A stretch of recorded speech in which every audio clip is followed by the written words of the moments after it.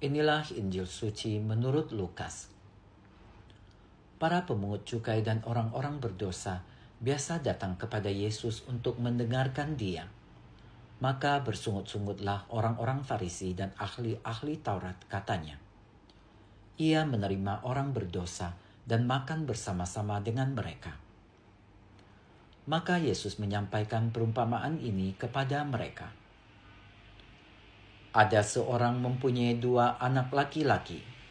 Kata yang bungsu kepada ayahnya, "Bapa, berikanlah kepadaku bagian harta milik kita yang menjadi hakku." Lalu ayahnya membagi-bagi harta kekayaan itu di antara mereka. Beberapa hari kemudian, anak bungsu itu menjual seluruh bagiannya itu, lalu pergi ke negeri yang jauh. Di sana ia memboroskan harta miliknya itu dengan hidup berfoya-foya. Setelah dihabiskannya harta miliknya, timbullah bencana kelaparan di negeri itu, dan ia pun mulai melarat. Lalu ia pergi dan bekerja pada seorang majikan di negeri itu. Orang itu menyuruhnya ke ladang untuk menjaga babi. Lalu ia ingin mengisi perutnya dengan ampas yang menjadi makanan babi itu. Tetapi tidak seorang pun yang memberikannya kepadanya.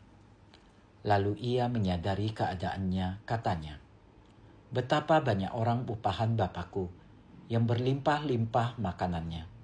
Tetapi aku di sini mati kelaparan.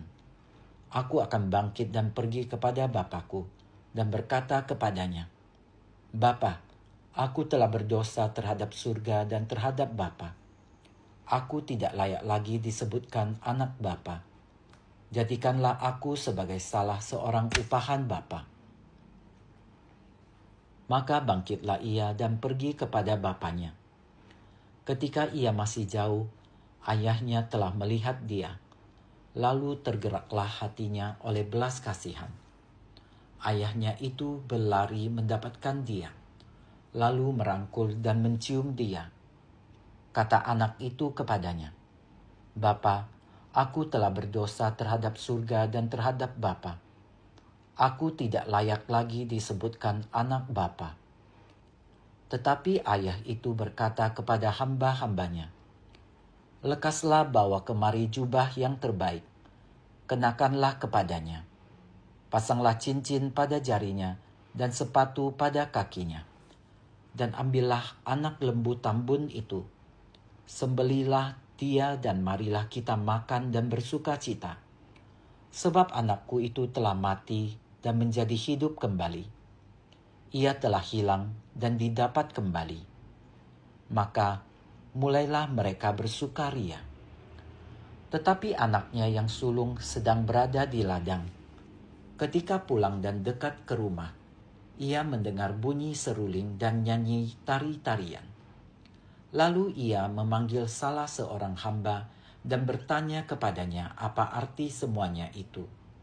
Jawab hamba itu, "Adikmu telah kembali, dan ayahmu telah menyembelih anak lembu tambun, karena ia mendapatkan kembali anak itu dengan selamat." Maka marahlah anak sulung itu dan ia tidak mau masuk. Lalu ayahnya keluar dan berbicara dengan dia. Tetapi ia menjawab ayahnya, katanya, "Telah bertahun-tahun aku melayani Bapa, dan belum pernah aku melanggar perintah Bapa. Tetapi kepadaku belum pernah Bapa memberikan seekor anak kambing pun untuk bersuka cita dengan sahabat-sahabatku. Tetapi baru saja anak Bapa yang telah memboroskan harta kekayaan Bapa bersama dengan pelacur-pelacur. Maka Bapa menyembeli anak lembu tambun itu untuk dia." Kata ayahnya kepadanya, "Anakku, engkau selalu bersama-sama dengan aku, dan segala kepunyaanku adalah kepunyaanmu. Kita patut bersuka cita dan bergembira, karena adikmu telah mati dan menjadi hidup kembali. Ia telah hilang dan didapat kembali." Demikianlah sabda Tuhan. Terpujilah Kristus.